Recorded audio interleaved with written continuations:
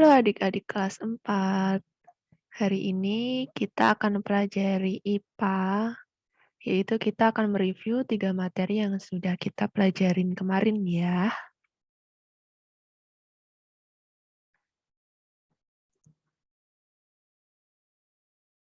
Yang pertama itu materi hewan dan tumbuhan.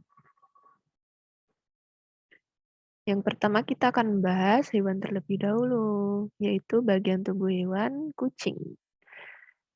Ya, kucing itu bagian-bagiannya ada tubuh, ekor, kaki, telinga, mata, hidung, kumis, mulut, dan kaki. Nah, fungsi-fungsinya yang pertama mata itu untuk melihat, telinga untuk mendengar, hidung untuk mencium, mulut dan gigi berfungsi untuk mengunyah makanan, kuku pada kaki berfungsi untuk mencengkram mangsa, lalu ekornya untuk menjaga keseimbangan, dan bulu rambut yang berfungsi untuk menjaga tubuh kucing tetap hangat. Nah, ini kumisnya. Kumisnya itu berfungsi untuk mendeteksi kondisi lingkungan. Yang kedua yaitu bagian tubuh burung. Itu ada mata, ada sayap, ada ekornya, ada cakar, dan ada paruh. Nah, fungsinya yang pertama mata. Mata itu jelas untuk melihat. Lalu paruh. Paruhnya berfungsi untuk mengambil makanan. Lalu cakar pada burung itu untuk berfungsi mencengkram mangsa dan bertengger di pohon. Kalau bulunya itu berfungsi untuk menutupi tubuhnya. Nah, selanjutnya yaitu bagian tubuh hewan ikan. Nah, ikan itu ada sirip, ada mata, ada mulut, ada tutup insang, ada ekor. Nah, fungsi-fungsinya yang pertama mata. Mata untuk melihat. Lalu mulut untuk makan. Lalu siripnya itu berfungsi untuk berenang. Nah, siripnya itu untuk bergerak dan mengubah arah gerak. Lalu perut pada ikan berfungsi untuk mengolah makanannya. Lalu ekor pada ikan berfungsi untuk bergerak. Lalu sisik-sisiknya ini berfungsi untuk melindungi ikan dan mengurangi gesekan dengan air. Lalu insang untuk bernafas. Nah, tutup insangnya itu untuk melindungi insang. Oh iya, ini kalau kucing itu adalah hewan yang jenisnya itu mamalia. Kalau burung jenisnya itu aves. Kalau ikan jenisnya itu Pisces. Oke, lanjut. Yaitu yang kedua, penggolongan hewan berdasarkan tempat hidupnya. Yaitu yang pertama ada darat. Kalian pasti tahu kalau ada yang di darat, hewan yang hidup di darat itu rusa, kuda, kucing, harimau, anjing, kelinci. Ini semua tinggalnya di darat. Lalu yang hidup di air itu ada air laut dan air tawar. Kalau air laut itu contohnya ikan tuna, paus, lumba-lumba, ubur-ubur. Kalau air tawar itu seperti ikan nila, ikan lele, dan ikan gurami. Selanjutnya ada yang hidup di darat dan air, yaitu termasuk jenis amfibi. Contohnya kayak katak, kadal, salamander, dan sebagainya. Lalu hewan-hewan langka yang dilindungi itu kalian masih ingat apa saja? Yang pertama ada komodo, ada burung jala, ada cendrawasih, ada harimau, dan ada kucing merah. Lalu selanjutnya kita akan belajar tumbuhan. Nah, bagian-bagian tumbuhan yang pertama ada akar. Akar ini adalah bagian yang paling bawah biasanya tertanam di dalam tanah, walaupun ada beberapa tumbuhan tertentu yang akarnya itu di atas tanah, kayak contohnya itu anggrek. Lalu fungsi akar itu memperkuat berdirinya batang tumbuhan, menyerap air dan mineral dari dalam tanah, dan menyimpan cadangan makanan pada tumbuhan umbi-umbian. Nah, jenis akar itu yang pertama akar tunggang. Nah, ini akarnya hanya satu gitu ya kalau akar tunggang itu. Nah, akar tunggang itu dimiliki oleh tumbuhan dikotil atau biji berkeping dua. Akarnya berbentuk satu akar yang tumbuh dari batang sampai masuk ke dalam tanah. Lalu akar pokok akan bercabang-cabang menjadi bagian akar kecil. Contoh dari akar tunggang itu seperti mangga, jambu, jeruk, rambutan, kacang-kacangan, dan lainnya. Selanjutnya akar serabut. Akar serabut itu akarnya seperti ini ya, berambut-rambut. Nah, ini dimiliki oleh tumbuhan monokotil, yaitu biji berkeping satu. Dalam satu pohon itu, akar serabut jumlahnya banyak dan masing-masing akar besarnya sama. Akar ini bisa kita temui pada tumbuhan padi, jagung, pisang, kunyit, jahe, dan lainnya.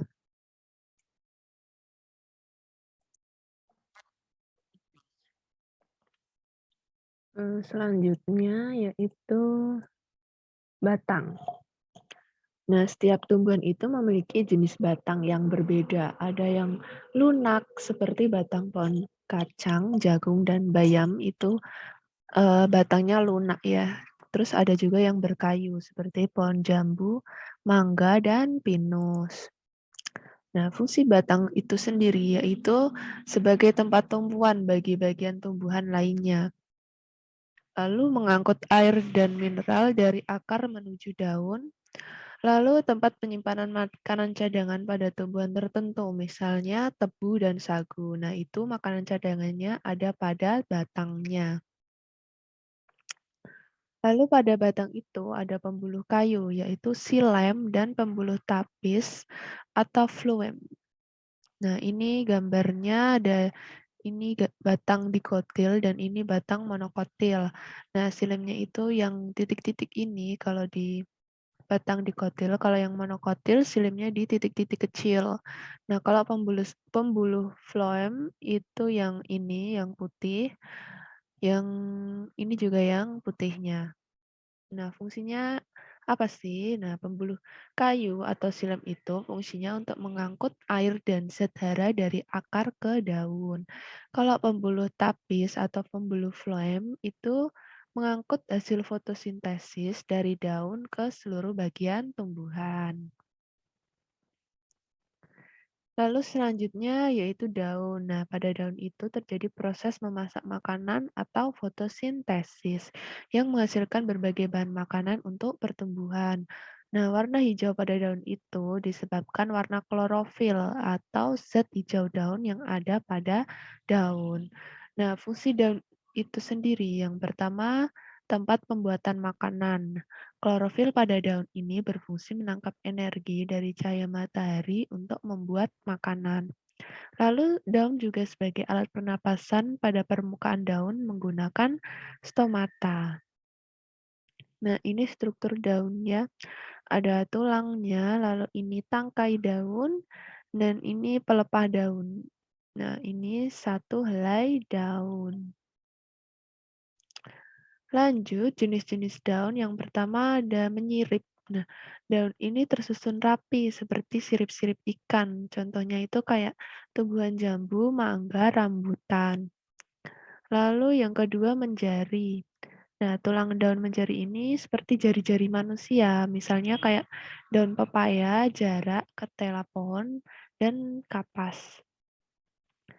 Lalu melengkung. Nah, tulang daun melengkung ini ujungnya terlihat menyatu. Contoh daun yang melengkung itu kayak daun sirih, eceng gondok, gadung, dan lainnya. Nah, ini gambar contohnya ya. Lalu sejajar tulang. Nah, daun berbentuk sejajar seperti garis-garis lurus. Setiap ujung tulang itu daunnya menyatu kayak daun tebu, daun padi, dan tumbuhan jenis rumput.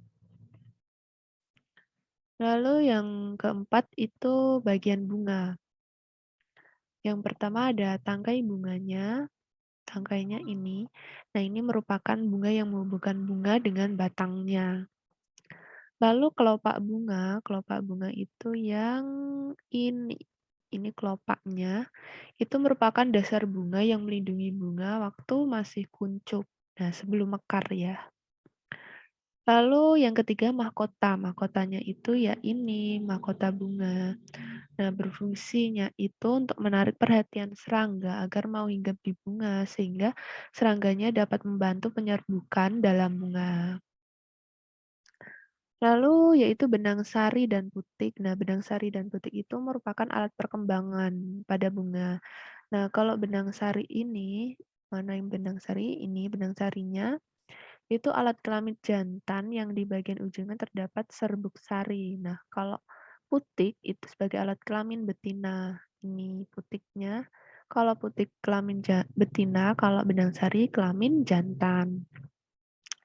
Nah, jadi dapat disimpulkan ya, bunga pada tumbuhan adalah alat untuk melakukan perkembangbiakan.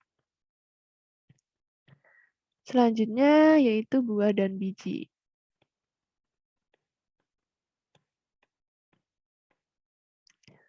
Nah, buah itu akan melindungi biji yang akan digunakan untuk bakal tumbuhan baru.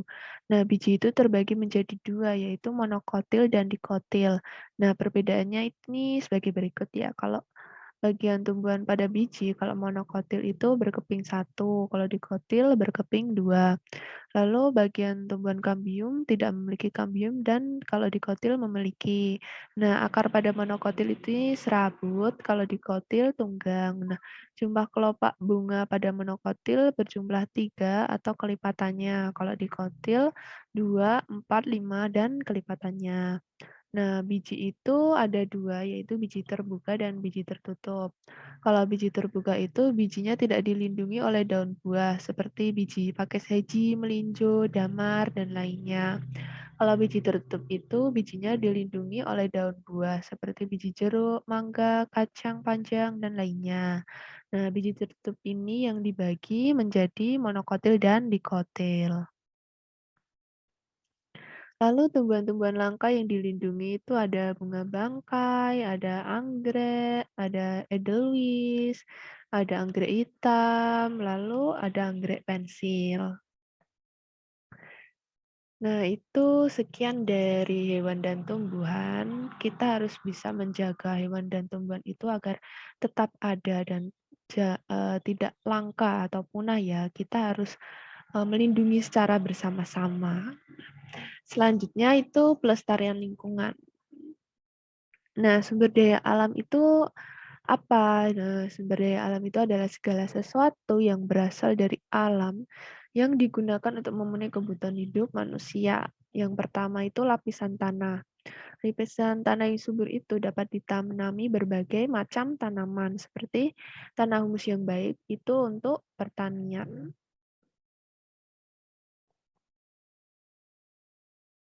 Yang kedua itu hutan, yaitu hutan adalah paru-paru dunia karena hutan bisa menampung air hujan dan kita bisa menemukan sumber-sumber makanan dari berbagai jenis tanaman dan hutan. Nah, hutan itu merupakan sumber keanekaragaman hayati.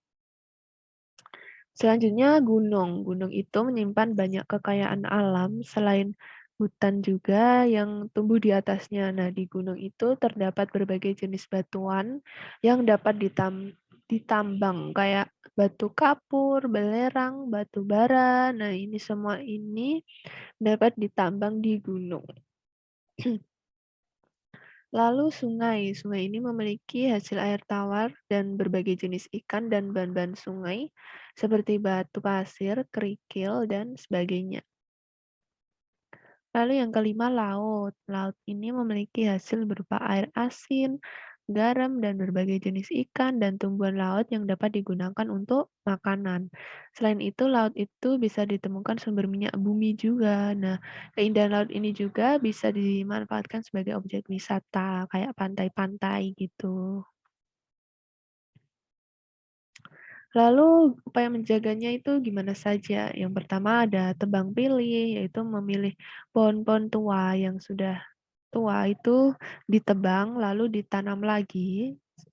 Ini menanam bibit baru untuk setiap pohon yang ditebang atau yang disebut juga sebagai reboisasi. Lalu yang ketiga penangkapan ikan secara musiman. Lalu yang keempat, memanfaatkan beraneka ragam bahan pangan. Selain nasi, kita bisa memanfaatkan jagung, bisa memanfaatkan kentang dan ketela.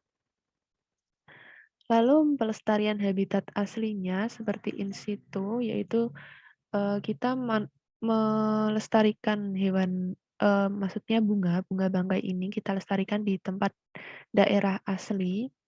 Kalau yang pelestarian di luar habitat aslinya atau pelarian ex situ itu seperti kayak hewan, kebun binatang gitu ya, itu pelestariannya di luar habitat aslinya. Lalu teknologi, pemanfaatan teknologi itu ada yang sederhana dan ada yang rumit. Barang yang dibuat dengan teknologi sederhana itu seperti kerajinan-kerajinan dari bahan rotan dan bambu. Adapun barang-barang yang dibuat seperti teknologi rumit itu seperti pembuatan kain kapas dan kertas dari kayu dan berbagai macam barang dari karet. Nah, ini teknologi pembuatan kertasnya. Kayu bisa dipotong-potong dan dihaluskan, lalu dibuat bubur kertas dan dicampur dengan perekat dan pemutih agar warnanya putih kertasnya. Lalu dengan menggunakan mesin ini, bubur diproses menjadi kertas. Nah, hasilnya nanti berbagai jenis kertas. Lalu selanjutnya teknologi pembuatan kain sutra. Yang pertama pakaian yang kita pakai itu terbuat dari hewan dan tumbuhan. Kalau kain katun yang berasal dari bunga itu bunga kapas, kalau wool berarti itu dari bulu domba dan kain sutra dari serat yang diambil dari kepompong ulat sutra. Nah, kain sutra berharga mahal karena mutunya itu yang bagus. Nah, kain sutra sangat halus dan lembut. Nah, ini contohnya kainnya, kepompong ulat sutra. Nah, itu kepompong ulat sutra itu dibuat dari air liur ulatnya. Air liur yang mengeras itu membentuk serat benang. Dengan menggunakan teknologi pabrik, serat kepompong ulat sutra dipintal menjadi benang. Nah, benang kemudian ditenun menjadi kain sutra. Kalau yang ini nih contoh bunga kapas. Contoh bunga kapas yang dimanfaatkan menjadi baju. Seperti bunga kapasnya nanti dipintal kapas oleh penjahit lalu dibuat benang. Lalu benangnya itu ditenun, lalu menjadi kain, lalu membuat pola baju, lalu penjahitnya menjahit baju dan jadilah baju. Nah, selanjutnya selain teknologi yang bermanfaat bagi kita dan tidak merusak lingkungan, terdapat juga teknologi yang dapat merusak keseimbangan alam, seperti menangkap ikan menggunakan bahan peledak, lalu ini yang racun ya, menangkap ikan menggunakan racun, kalau ini menangkap ikan menggunakan bahan peledak, lalu menangkap ikan menggunakan pukat harimau, ini sangat tidak boleh ya ditiru karena dapat merusak keseimbangan alam. Lalu contoh pemanfaatkan teknologi yang ramah lingkungan itu bagaimana sih? Nah, ini terdapat berbagai teknologi ramah lingkungan yang dapat dimanfaatkan dalam kehidupan sehari-hari, yaitu kincir angin yang dapat dimanfaatkan sebagai alternatif sumber energi pengganti bahan bakar fosil. Nah, ini bisa menghasilkan seperti energi lain kayak energi listrik. Contohnya ini yang menerapkannya adalah Belanda. Nah, kalau di Indonesia itu yang telah diterapkan itu PLTB di Sidrap. Lalu selanjutnya biogas. Nah, kotoran hewan itu dapat dimanfaatkan untuk menghasilkan biogas yang bermanfaat untuk kebutuhan hidup manusia. Seperti biogas dihasilkan oleh aktivitas fermentasi bahan-bahan organik. Nah, sebenarnya tidak hanya kotoran hewan, kotoran manusia dan limbah domestik itu juga dapat dimanfaatkan sebagai biogas. Nah, ini seperti hewan ini ya, ampasnya ini di generator lalu bisa menghasilkan energi untuk kompor dan lampu. Lalu selanjutnya mobil listrik. Nah, ketersediaan bahan bakar fosil kian hari itu semakin menipis. Selain itu, penggunaan jenis bahan bakar ini dapat menghasilkan emisi yang merusak lingkungan. Nah, oleh karena itu, muncul inovasi mobil listrik yang ramah lingkungan, tapi jumlahnya itu masih kalah jauh dari mobil konvensional. Nah, diharapkan ini mobil listrik bisa meningkat ya, agar selain ramah lingkungan pun ini mobil listrik juga perawatannya lebih mudah. Tapi orang-orang di sekitar sini masih jarang ya yang memakai mobil listrik ini. Lalu yang keempat, panel surya. Contohnya gambarnya kayak ini. Ini inovasi hemat energi ini mengubah cahaya menjadi listrik.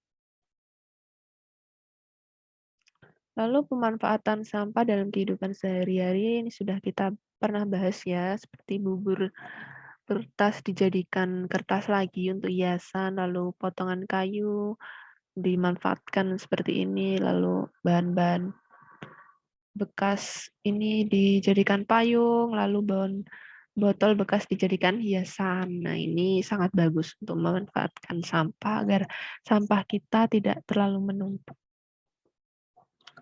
Nah, itu dia. Lalu selanjutnya kita akan belajar lagi cahaya dan indera penglihatan. Kita review. Nah, sifat-sifat cahaya ada berapa waktu itu? Nah, yang pertama itu ada cahaya dapat menembus kaca, lalu cahaya bisa merambat lurus, lalu cahaya juga dapat dibiaskan karena melewati dua zat yang berbeda kerapatannya. Lalu sifat-sifat pembiasan cahaya yang pertama dari zat renggang ke zat yang rapat sehingga dibiaskan mendekati garis normal, misalnya dari udara ke air. Lalu pembiasan cahaya dari zat yang rapat ke yang renggang yang dibiaskan menjauhi garis normal. Yang kalau yang ini mendekati, yang ini menjauhi, misalnya kaca ke air. Lalu yang ketiga, pembiasan cahaya yang datangnya tegak lurus sehingga tidak biaskan, melainkan diteruskan.